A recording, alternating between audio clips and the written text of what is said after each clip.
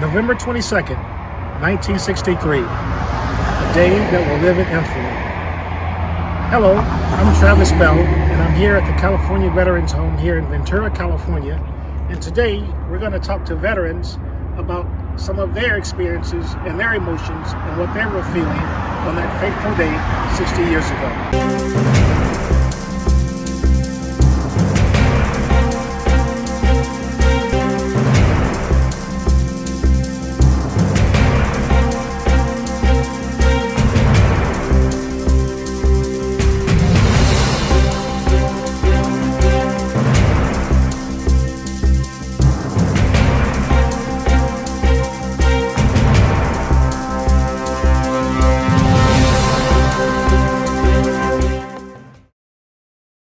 I'm sitting here with Lyle Hartman.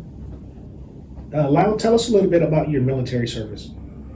Well, I went in July of '58, and after basic training in Lackland, I went to Syracuse University, where I spent a year learning the Russian language. I then had an appointment to the Air Force Academy, so I went to the Academy Prep School in Bainbridge, Maryland. And I was there for 2 months and realized I did not want to make the military my career. So I asked for a refresher course in Russian or an overseas assignment. And I got sent out to California in combat intelligence, completely different AFSC.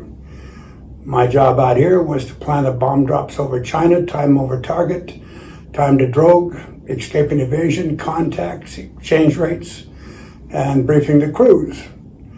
And then I got into guided missiles, electronics, went back to 5th Bomb Wing at Travis and worked on the GAM-77s. And then the colonel in charge needed a clerk typist. He couldn't find one. I could type 110 words a minute on the old manual, so I became his adjutant, his secretary. And that was where I was at the time that JFK was assassinated. So, tell me how you found out about the first news of the assassination. The klaxons or the alarms went off. We went red, DEFCON red at the point, DEFCON 1. Okay. And so what happened after that? Well, we had no TVs at the time in the workplace, obviously. We had just word of mouth and the phones. And the phone came down to the colonel that we were in DEFCON 1 and that the president had been assassinated. And pardon the French, but the shit hit the fan. We launched all B-52s, not knowing who, how, where, or why he was assassinated, but as a total precautionary measure. Okay. So what were your feelings in the 4 days after the assassination? Incredulity. It's hard to believe that the President of the United States was actually assassinated. It was almost a surreal moment, a movie that you tried to watch that you didn't like. But we scrambled around. Everybody was on almost a 24-hour shift, napping in your chairs, in your seats, until they finally realized that China was not involved and we were not going into a nuclear war. So then they brought the planes back and listened to the radio. Okay. Great. Well, thank you for your time and memories, and thank you for your service. Thank you. I'm sitting here with Stanley Layton, Vietnam veteran and resident of Ventura, California. Stanley, tell us a little bit about your military service. Well, I got drafted in 1968, right out of about 6 months after high school. Went to Fort Ord, California for basic training and my AIT training. After that, I went to Fort Carson, Colorado for APC training. APC is Armored Personnel Carrier.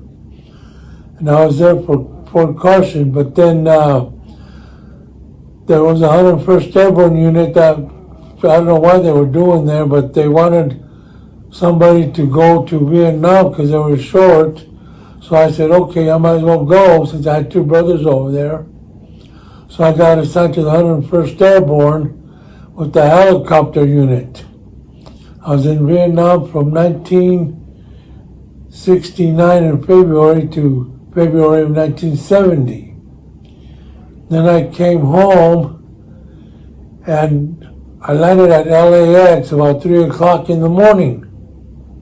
And when I was coming to the terminal, there were two MPs, about 6'5", and I had a long flight, so I didn't have my tie all the way up. I had it like loosened. So they stopped me and they said, "Hey, do you know you're out of uniform?" And I said, "How am I out of uniform?" He said, "You're improperly dressed." I said, "How?" He said, "Your tie is loose." And I said, "Well, you know what? I'm going to ask you one question. Where were you 3 days ago?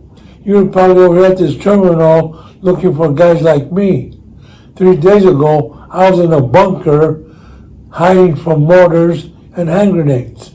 So if you want to loosen my tie or do whatever you want, go ahead, but I'm going home." Okay. So, where were you on November 22nd, 1963? I was in the 10th grade, Ventura High School, in my art class, doing what you do in art class, just draw pictures or, do whatever you want to do in your art class. Okay. And we were doing our work, and the teacher had a radio in the back room, and he was back there, and that's when he came out and said, "The president has been shot." So then he had a TV, he brought the TV out, he turned it on, and we were watching it. And the third period art class was just before lunch. But we were so involved with what was going on that we didn't even go to lunch. We watched the TV that was going on. Okay. So, how did you feel when you got the final word that President John F. Kennedy had died from his gunshot wounds? I was really stunned, really bad, because I really thought Kennedy was a good president. A lot of the kids at the school started crying, and it was just a total chaos when that had happened. That the school dismissed everybody to go home because they knew that nothing would get done that day. So everybody just went home and just watched it on TV. Couldn't get away from it because I was 15 years old and I'd never seen anything like that before. Okay. Well, Stan, thank you for sharing your memories with us, and thank you for your service. Thank you. Appreciate you. Okay, so we're here with Miles Stone, another local veteran. Miles, tell us about your military service. I was drafted in 1968 into the U.S. Army, and shortly after that I became a company clerk. Okay, and is that what you did your entire military career? When I went to Korea, South Korea, I went into personnel clerk. Okay. And so I worked in the personnel office. All right. So where were you on November 22nd, 1963?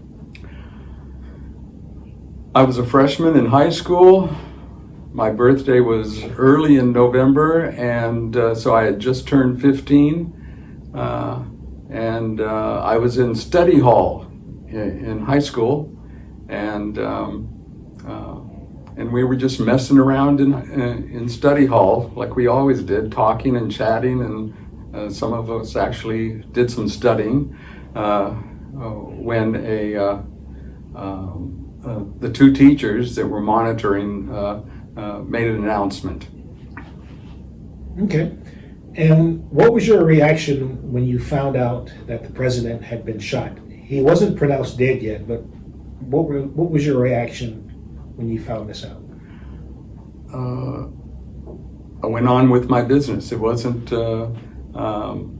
didn't seem to affect me at the time, and all of us, only being young teenagers, we figured, oh, well, didn't know how badly he was hurt. Okay. And did that change once you found out that he had actually died from his gunshot wounds? Yes, the two teachers that were monitoring the study hall, they had made an announcement that he had died and that they would request us to be silent for the rest of the class. Okay. So what went on in your life on that 4-day weekend with the assassination and all the events that took place afterwards? Well, it was November 22nd when he had passed away, and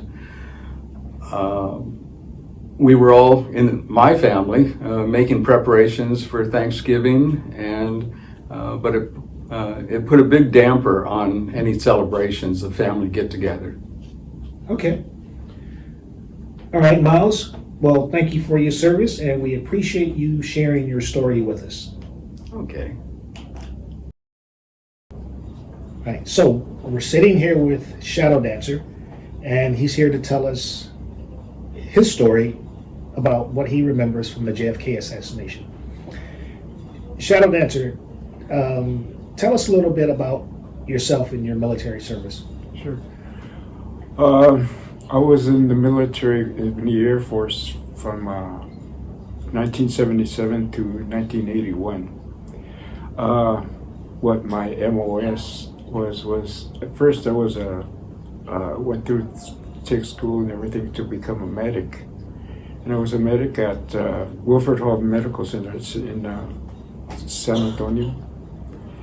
And then I cross-trained into Aerovac medic, and that's being trained in to perform my duties in a specially equipped airplane that I was stationed at Scott Air Force Base from 1978 to 81 when I was discharged, and then went on to be I came out as a staff sergeant at that time. Okay. So, how old were you when the JFK assassination happened on that Friday, November 22nd? I would be, well, I was in the 3rd grade, so that's really young at the time. And so I was at the Avenue School in Ventura. And when it happened, first of all, I didn't know what was really happening because people were speaking in English, and at that time I was just learning how to speak Spanish. And so a lot of the memories were more of what the reaction that the teacher was what set all the emotions off of what the little kids. I was a little kid at the time, so I didn't know what was happening. But the teacher came in the classroom and was really crying and really upset about what had just happened. She mentioned something about the president being killed, and I felt when she came in crying, that set everybody else to cry for whatever reason that was. And so I joined into the crying because everybody else was crying, so I didn't want to feel left out or whatever. Okay. So, what were your feelings during the 4 days surrounding the assassination?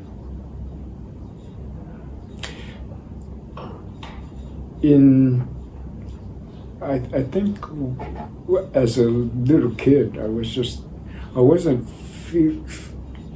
feeling so much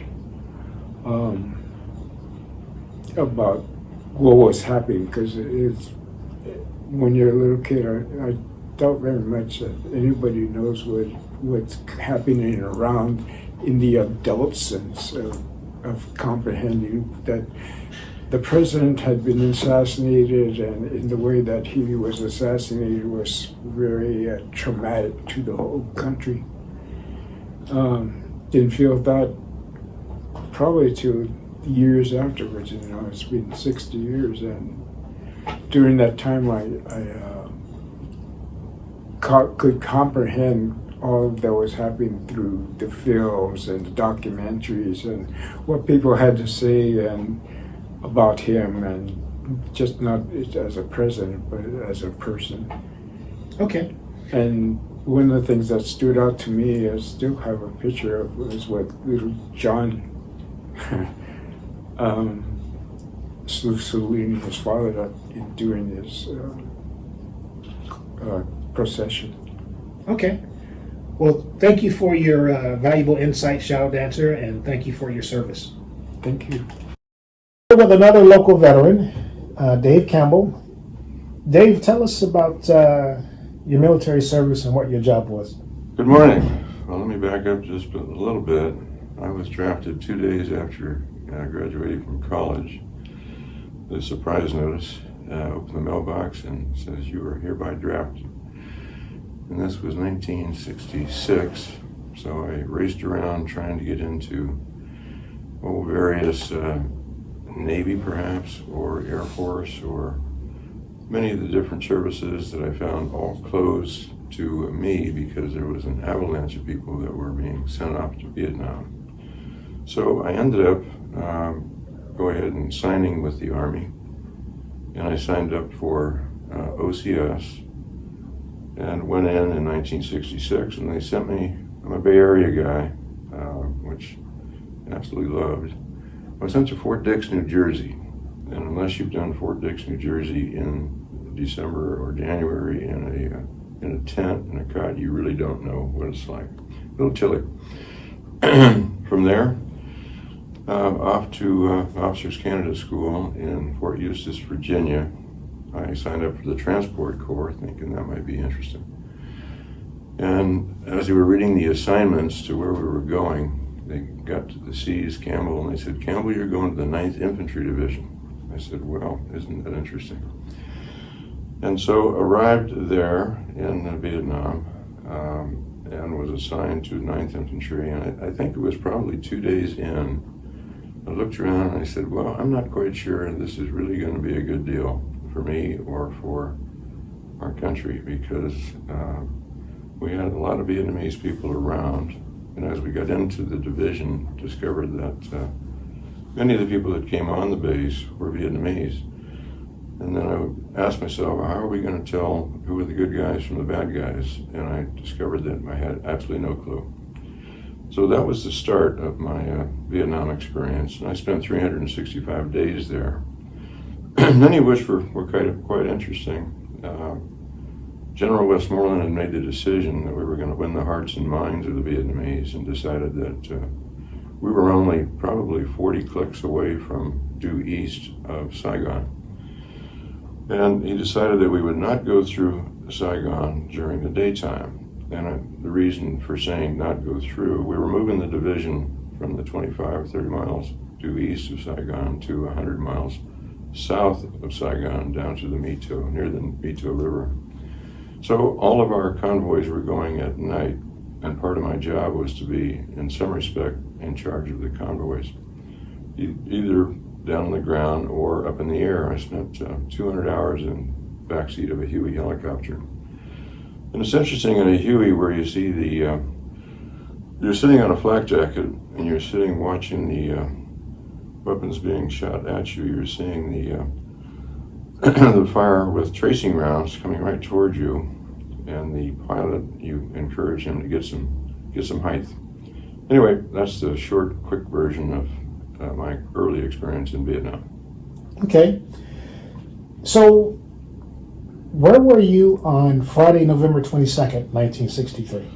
In 63, I was still a kid, probably 19 years old, and I had not been an aggressive student in high school, and went to San Jose State, which was open to people that had not applied themselves in high school, and ended up joining a fraternity which turned out to be the Jock House, and we had most of the best student athletes at San Jose State at the time. The student body was 25,000 in number, we had some really great guys. We had guys that were on the football, basketball, or baseball team, and we ended up having a lot of fun at the fraternity.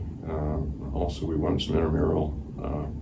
As an example, 2 years straight, winning the fast pitch softball contest, and it was a lot of fun to be on that team. Okay. So, back to the date, we were doing our usual thing. This was actually Animal House. If you haven't seen the film, go see it because it's a lot of fun. We were the Animal House of San Jose State in 1963. And we were assembled in various parts of either having breakfast or whatever we might have been doing that day. And then we heard the shocking news that JFK had been shot. And the best description for me, and I think for the guys around me, was just shock and awe. How could that have happened? And to get a sense of who JFK was in my life, and I think shared by all my compadres, all my friends, was that we have a guy that was just absolutely incredibly charismatic. He was an intelligent Harvard guy who, like us, hadn't really implied himself at college, but I learned later that he had a great deal of a grasp on world affairs, that he knew the international relations probably far better than many of his predecessors, and probably quite a few of the people that came on after him. But at the time, he was just simply the guy that everybody admired. It was hard not to be into the Camelot thing, and knowing the family just a little bit, and knowing what they were raised in Hyannisport, Massachusetts, and seeing that they went sailing on weekends, and generally looked like they were having a lot of fun playing flag football in the yard, that kind of stuff. So Okay. I think we lost just a really terrific guy, and the general feeling of the guys in my fraternity house, and I think the population in general, is what a great guy to run the country. Okay. So how did you feel when you got the notification they had actually died? I think essentially shock that how could we lose such a great guy who, my sense was, and what little I knew about what his ambitions were, my sense was that he was going to do good things for the country, and for that matter, I think he was going to do really great things for the world in general, because his ideas were, let's get along, let's build a really great country, and in so doing, let's build the better world that we can possibly build. My feeling was, my God, what are we going to do losing that great guy? So I'm not sure I ever got over that day. I'm not sure I ever will. It's kind of like 9/11, the kind of day that you never forget, the kind of day that we lost an irreplaceable human being, an irreplaceable great guy who would, interesting to see what he would have accomplished had he not had that terrible day in Dallas. Okay. Well, Dave, thank you for sharing your wonderful memories, and thank you again for your service. Sure, well, thank you very much, Travis. It was good talking to you. Hi, I'm sitting here with another local veteran, Mr. Jim Telford. Jim, tell us about your military service. I was drafted into the Army in October 63. I did my basic training at Fort Ord, California. My AIT, that's Advanced Military Training, was at Fort Sill, Oklahoma, for field artillery training. I was a chart operator. Okay. This was the information from the chart to the computers. I was stationed in Baumholder, Germany for 19 months, and I enjoyed my service there. Germany is beautiful. Okay. So tell us about where you were on Friday, November 22nd, 1963. We were on the artillery range, the rifle range at Fort Ord, and they came over the loudspeaker, clear your weapons, report to your trucks, and go back to billets. We had a formation outside the billets, and we were informed that the president had been killed. And the first thing that went through my mind is, I'm not even through basic training, and they're going to go to war. That scared the hell out of me. Okay.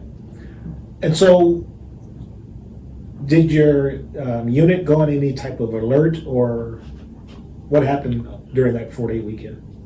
We weren't on alert, but we were confined to post, and a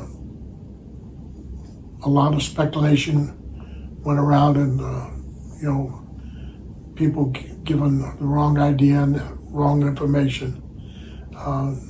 Basically, nothing happened, and we learned all the details through the television in the day room. Okay. What happened? And so, what was your thought process and your feelings like during these events?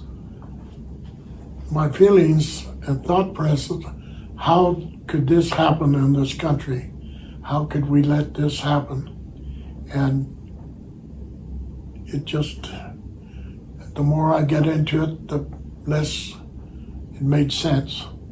And then Lee Harvey Oswald was shot by Jack Ruby, and there's a lot of information coming out just recently about his dealing with the underground and the mafia. So that's part of the myth building, that the mafia was behind it, and it just really didn't make sense, and it still doesn't. Okay. Well, John, thank you for sharing your memories with us, and as always, thank you for your service. My pleasure. All right. So, where were you on November 22nd, 1963? McGuire Air Force Base, New Jersey. Okay. My dad was in the Air Force. I was watching the TV. It was just another parade to watch. Okay. And then, when you found out that the president had been shot, but hadn't been pronounced dead yet, what was your reaction? Well, I was only 6 years old, so I really didn't have any kind of reaction. Okay. And other than having to leave the apartment that we were living in to go over and tell my mother that the president had been shot, because they weren't watching. And so I told my mom and her friend that the president had been shot. Mm-hmm. And So- what was their reaction? Both of them cried. Okay. So that was more or less the reaction I saw from everybody around me. Okay. And so, you being only 6 years old, you really didn't have. I didn't understand exactly what happened. Okay. So, years later, how do you feel about it now? Well, I'm not sure which to believe, one shooter or more than one. Okay. All right. So, yeah, there's been a lot of theories around, Yeah. number of shooters, locations, etc. Anything else, John, that you would like to add? Well, I kind of glad that I saw that history, Okay. and I think it determined where I was going to go when I got old enough to join the service. Got it. Okay. Well, John, thank you for sharing your memories with us, and as always, thank you for your service. Thank you.